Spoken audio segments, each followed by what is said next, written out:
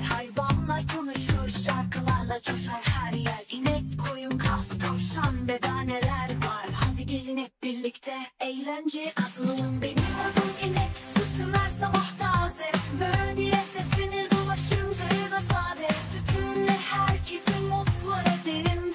Çiftliğin en huzurlu hayvanı benim.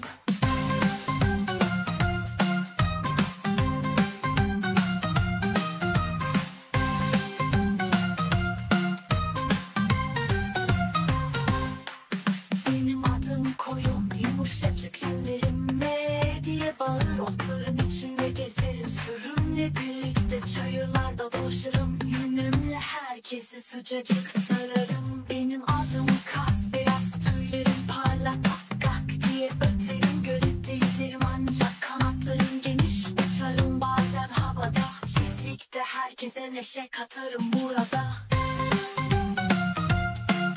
Benim adım at, koşarım dört nala hızla, güçlü bacaklarımla çiftliğin gururuyum aslında. Her sabah güneşle koşarım yollarda, rüzgar gibi geçerim hep özgürüm hayatta. Benim adım tavuk, yumurtlarım her sabah dak gıdak seslenir, kümeste yaşarım hep rahat. Yumurtalarım taze, herkes çok sever. Çiftliğin neşesi, ben hep coşarım yeter.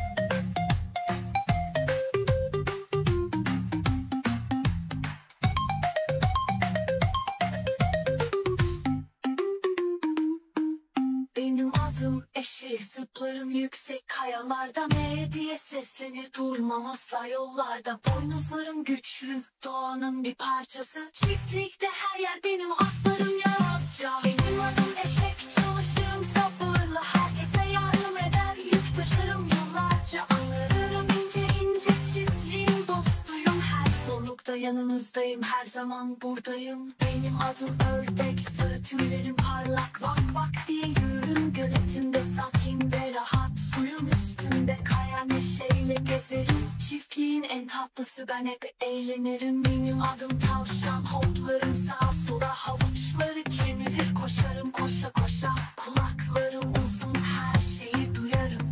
Çiftliğin en hızlısı, ben olmayı severim.